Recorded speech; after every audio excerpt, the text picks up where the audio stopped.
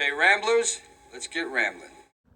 Hey everybody, Hi, Dr. Nick. it's some dumb guy with another installment of Some Dumb Buys, celebrating the buying, owning, collecting, and ultimately the watching of the glories of physical media. As always, stuff, it keeps rolling in. It prevents the overwhelming sensation of boxes everywhere, because I have experienced that. We're going to go through some, and we're going to see what's in the box. What's in the box? First, we're going to start with an envelope. So, thank you, everybody, for being here. Don't tip over. Envelope. Oh, that sounds like a loose disc. That always makes me sad and nervous, right? Yeah. Ooh, this is a brand new release, too. Be careful. I saw this in the theater, and it was a fun little romp, under the radar kind of thing, came out of nowhere, and I said, okay. I did, and I had fun with it, and it is Primitive War. American unit soldiers in the Vietnam War get sent into the deep jungle to do some stuff and things, and find that the jungles are swarming with more than just Viet Cong. Dun, dun, dun. So I'm gonna have to break into that thing here momentarily and secure that disc, because we don't like scratches, and that didn't come in a box, any packing, so who knows how long the thing was just moving around in there. Another non-blind buy. That's 2 in a row this time. Hey, you're on a roll. I saw this when it was relatively new. I thought it was fun and interesting. Confusing, bizarre, but fun. Blu-ray, no slipcover. Moved around a little bit looking for it because it wasn't the easiest thing to find for a little bit. I don't know why, but it is Sukiyaki Western Django. Japanese Western that features predominantly an all-Japanese cast, minus, of course, Quentin Tarantino right there. Which, no surprise he'd be in it. And it's like a Wild West town, but not of just Japanese, of Japanese architecture, but presumably not actually in Japan. That's why I said it was weird, it was bizarre, but it was fun too. So you know what? That's okay. Ooh, this one was a little bit late arrival. Came from Amazon's recent Arrow sale. I think I was going to get this on the Barnes & Noble Arrow sale, but in going back and forth for every title I was interested in from Arrow, I checked both sources, and sometimes Amazon had a better price, so I bought some from Barnes & Noble, and I bought some from Amazon, and this 4K possible blind buy. I did read the novel. Michael Crichton first blurred the line between science fiction and science fact before Westworld. Before Jurassic Park, we had the 4K of the Andromeda Strain. Dun, dun, dun. Space COVID. Yeah, baby. Space COVID. I like that. Packing galore. Okay, we have a 2-pack here. 2 in this box, which is nice. Getting all these boxes, which is a single title in it. This is going to be a repeat from last episode, because I said before that I goofed up. Got this from Amazon and from Groove, accidentally. Duplications. I think I said that anyway. Great film, tearjerker. Hugh Jackman, Kate Hudson, both phenomenal in this film, based on a true story, seemingly very loosely. Probably wouldn't have seen it had I known, but I know somebody who might be very, very, very, very, very interested in owning that. So it could be a gift. Otherwise, it will be a return. Another Arrow title, Home Sweet Home is Murder. Not a blind buy. Have seen it a couple times, I think, as a youth on the telly. Read the novel at some point. 1979. Going back far.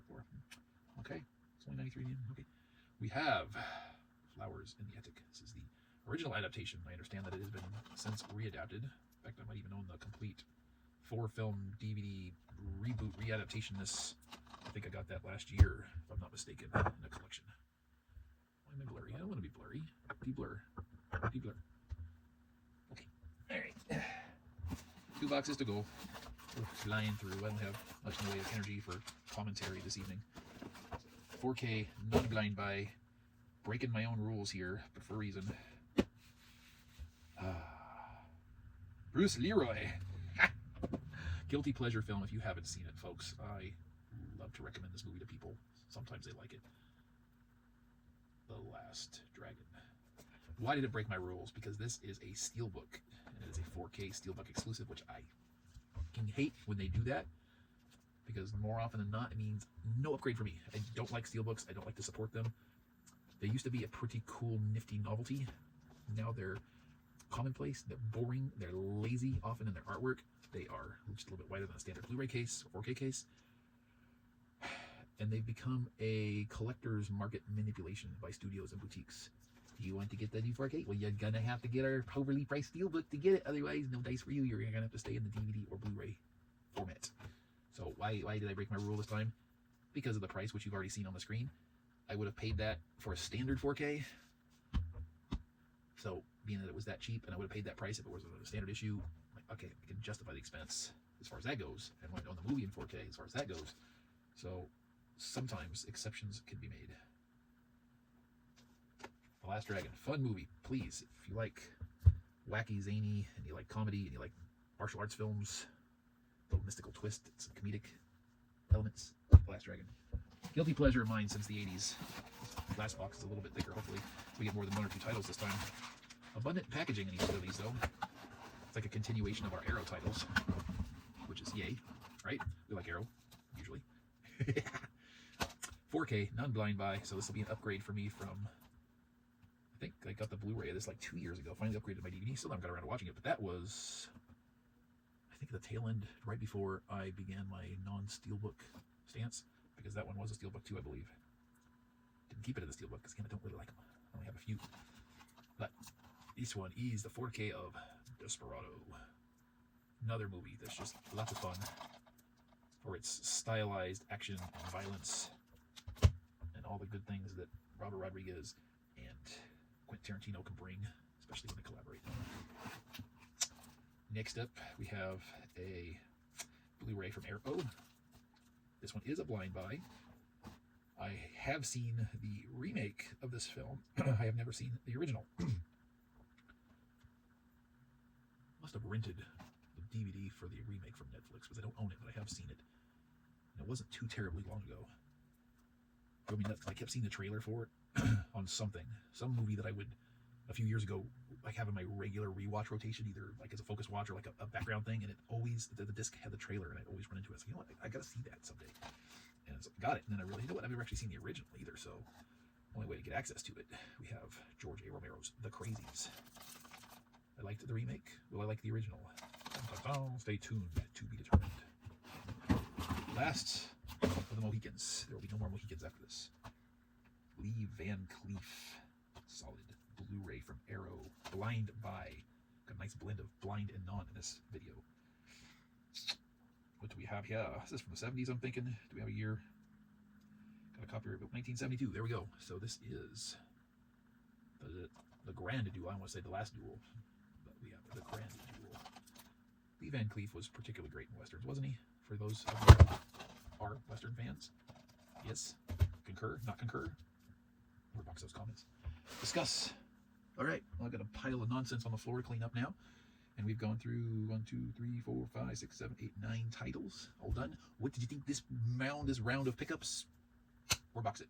Have you picked up anything for your own personal home library this week? Word box it. Say hi to Johnny. I'm tired. I'm all done. I appreciate each and every one of you for joining me, for watching, for engaging in the word box if you did, as always. And I've got a lot of editing and posting. I've got a lot of cataloging to do because a couple envelopes from Groove today, and I think there's at least 1 or 2 more to come. So, yeah. At least I can roll my chair around again because there's get some boxes built up. It's 11 o'clock. I'm getting loopy. I'm gonna go to bed now. I'll catch you all in the next one. Between now and then, I'm gonna make like a treat. Get out of here. Alan.